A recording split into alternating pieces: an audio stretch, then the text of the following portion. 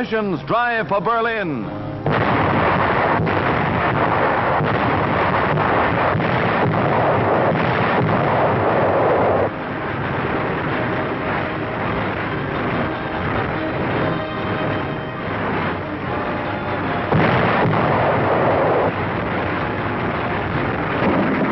Thousands of Russian tanks crush Nazi resistance, and German dead litter the roads as the Great Red Army sweeps from East Prussia and Poland to a bridgehead across the Oder River in the Reich, taking thousands of prisoners.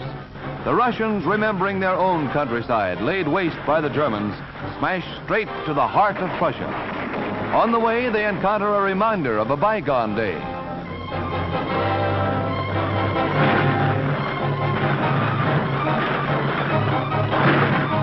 A gap less than the distance between New York and Washington separates the Russian and Allied armies. It's closing rapidly.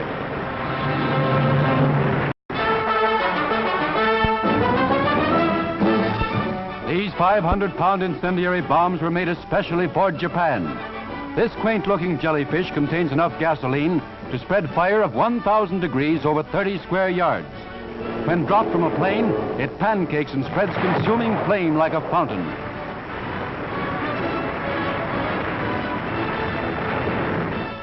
Ravaged Tokyo and Nagoya's flimsy buildings know its effectiveness. At Elwood Arsenal, Maryland, the bombs are undergoing further tests.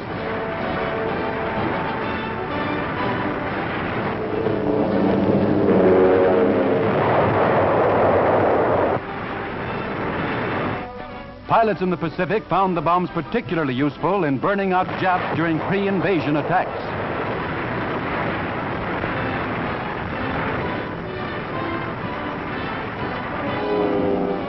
They burn fiercely for 8 to 10 minutes, and even rocks crack under their heat. When Jap cities go up in smoke, old M69 will be in there pitching.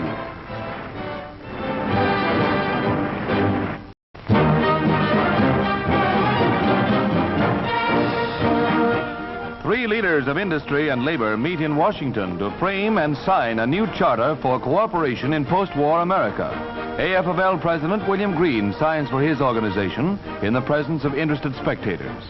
C.I.O. President Philip Murray adds his signature, and United States Chamber of Commerce President Eric Johnson signs for industry. The document represents a milestone in industrial relations. Mr. Johnson expresses his hopes for the code. We do not pretend that this charter of management and labor is a perfect one. There are many improvements that can and must be made. We are each trying to protect America in our own way. Our boys and our sons and brothers are doing it with bayonets and bombs on the battlefields of the world. We in production are doing it with machines and goods. But we must do more than physically protect America. We must also protect the ideals for which America stands. Freedom, equality of opportunity, democratic institutions that will bring our people closer together in the post-war period, and that will mean a stronger, a better America. Enemy planes swoop in to attack a force of our ships. A Navy cameraman shows one attacker shot down in flames.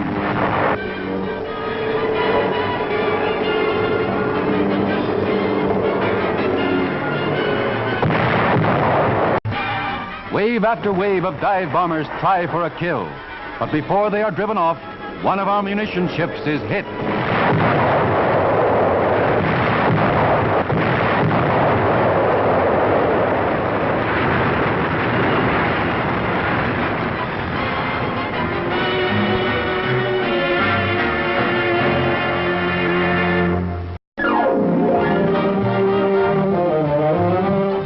Danton Walker introduces Fong Oi, one of the 10 winners from the radio program On Stage Everybody, to be awarded motion picture contracts. Another is Strawberry Russell, also picked from the 4,000 who auditioned. Bob Hopkins and his impersonations won him a place. The lucky ones will all be in a picture version of On Stage Everybody. Karloff will have competition from Cyril Smith. All professionals, these new personalities have a bright career before them.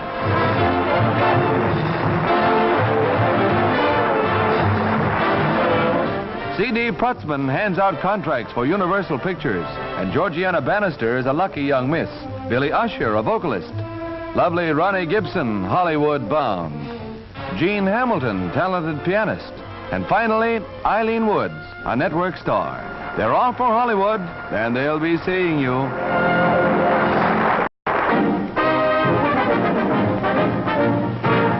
For real, genuine slugging, it's hard to outsmack the U.S. Navy. That's true even when they decide to outsmack each other. Here, Wynn, the soccer with the wave, representing Pier 88, and McCormick of Pier 92. Hold it a minute, folks. It looks like it might be all over.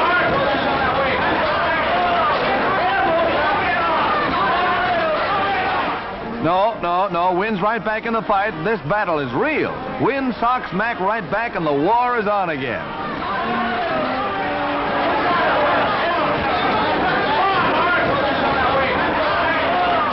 Lucky Signal Corps cameramen caught this slugfest as Navy Salvage School boxers tangled with receiving station leather throwers at New York. And folks, the winner, Curly Wynn, but not quite like taking candy from a baby.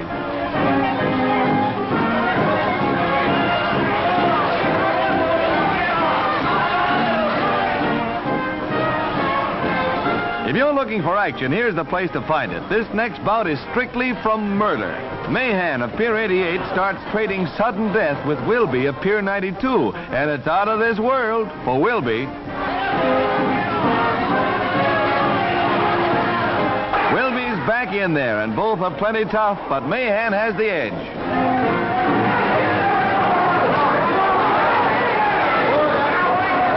It hurts her worse than it does them, or rather than it does Mahan.